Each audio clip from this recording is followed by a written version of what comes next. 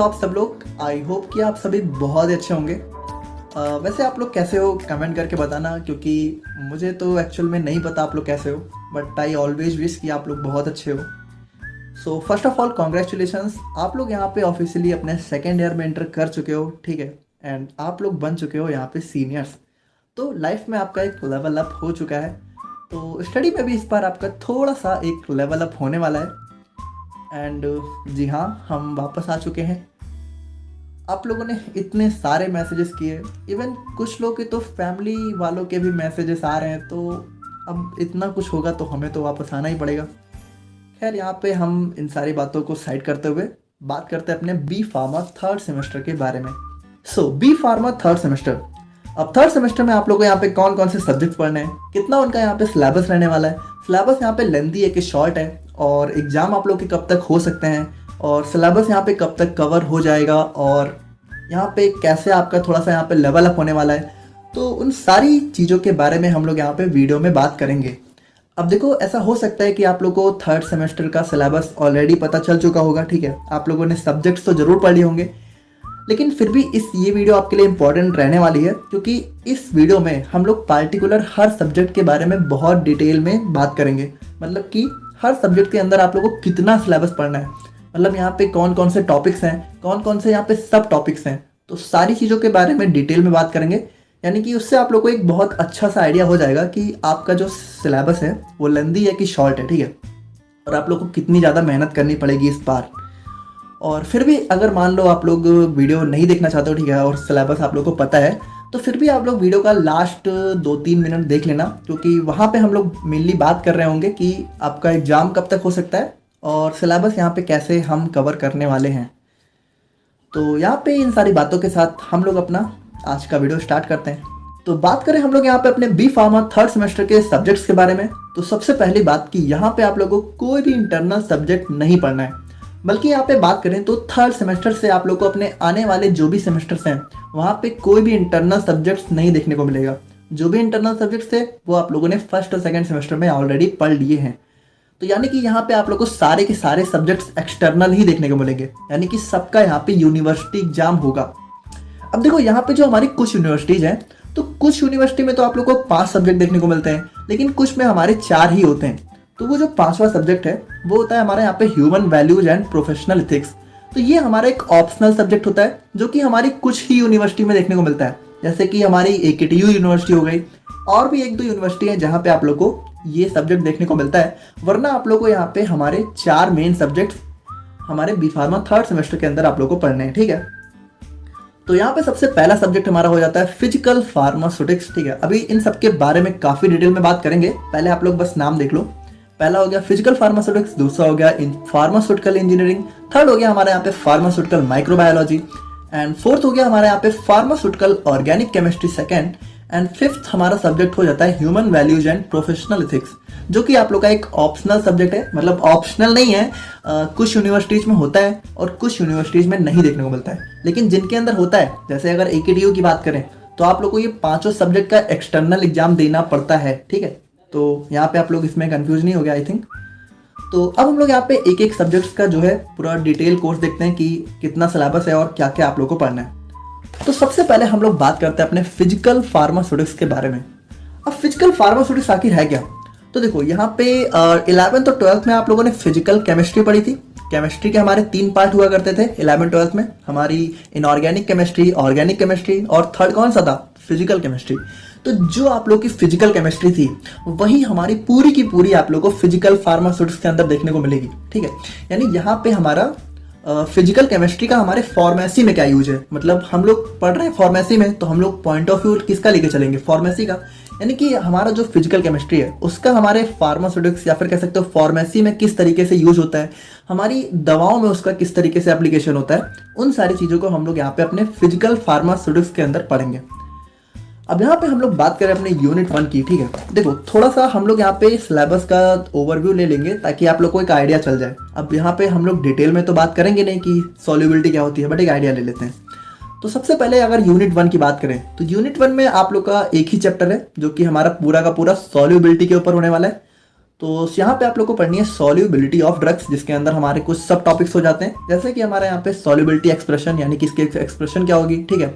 फिर हमारे यहाँ पे सोल्यूट सॉल्वेंट इंटरेक्शन कैसे होता है, मैकेनिज्म उसकी, उसके बाद हमारे कुछ आइडिया सॉल्युबिलिटी पैरामीटर, फिर हमारा solvation association factors affecting solubility और डिफ्यूजन प्रिंसिपल, फिर हमारा solubility of gas in liquids, Rawls law. अब देखो रॉल्स लॉ यहाँ पे काफ़ी इंपॉर्टेंट टॉपिक हो जाता है। और फिर हमारे यहाँ पे कुछ सब टॉपिक्स आ जाते हैं, जैसे कि क्रिटिकल सॉल्यूशन टेम्परेचर और डिस्ट्रीब्यूशन लॉ। अब ये सब हमारे सॉल्व टॉपिक्स हैं।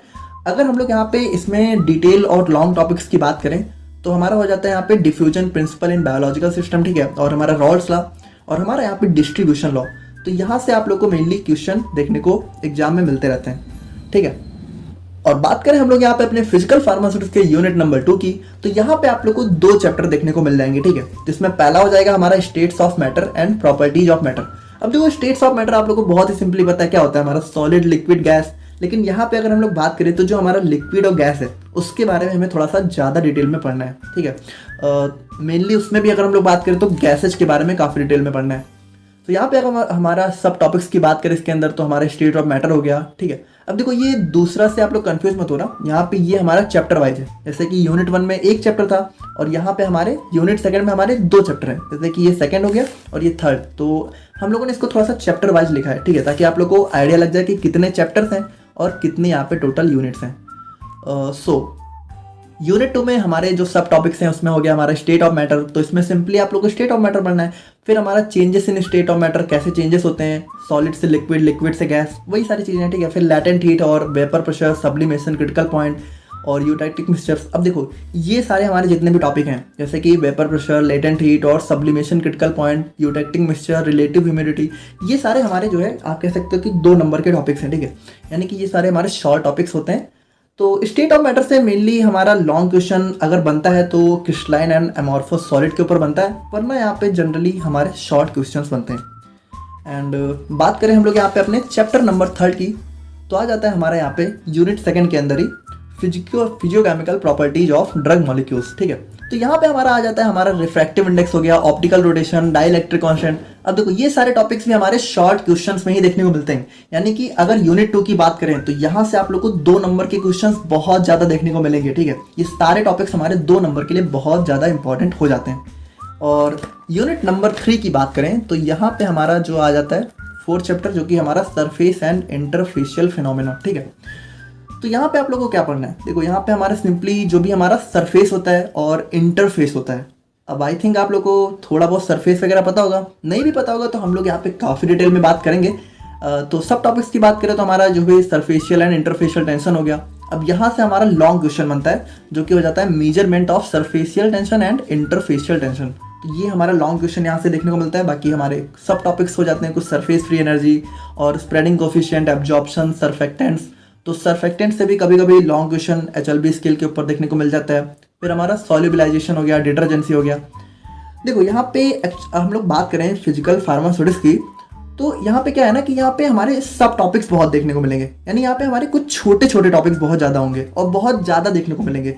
तो 2 नंबर के क्वेश्चन यहाँ पे बहुत ज़्यादा बनते हैं हमारे फिजिकल फार्मास्यूटिक्स के अंदर। और देखो यहाँ पे ये जो भी आपका हम लोग जो भी सिलेबस देख रहे हैं इसका PDF आप लोग को डिस्क्रिप्शन बॉक्स में मिल जाएगा, तो आप लोग वहाँ से डाउनलोड कर लेना, ठीक है। तो आप लोग को सिलेबस का आइडिया हो जाएगा। और बात करें हम लोग यहाँ पे अपने यूनिट नंबर 4 की, तो यहाँ पे आप लोगों को जो चैप्टर पढ़ना है वो है हमारा कॉम्प्लेक्सेशन एंड प्रोटीन बाइंडिंग। तो आप लोगों ने यहाँ पे एनालिसिस में कॉम्प्लेक्सोमेट्रिक टाइट्रेशन पढ़ा था, थोड़ा बहुत याद है आप लोगों को, कुछ लिगेंड वगैरह के बारे में हम लोगों ने बात की थी। तो बिल्कुल वही सारी चीज़ें आप लोग को यहाँ पे पढ़नी है, ठीक है। यहाँ पे जो भी हमारा कॉम्प्लेक्स होता है, लिगेंड्स होता है, उन सब के बारे में यहाँ पे काफ़ी डिटेल में हमें पढ़ना है। तो इसके अंदर भी हमारे कुछ सब टॉपिक्स हो जाते हैं, जैसे हमारा इंट्रोडक्शन हो गया इसका, फिर क्लासिफिकेशन हो गया, मेथड ऑफ एनालिसिस हो गया, फिर हमारा प्रोटीन बाइंडिंग काफ़ी important topic, most important topic, लगभग हर बार ही एग्जाम में देखने को मिलता है। फिर हमारा complexation and drug action, crystalline structure, thermodynamic treatment. तो इन सब के बारे में हमें काफ़ी डिटेल में बात करनी है।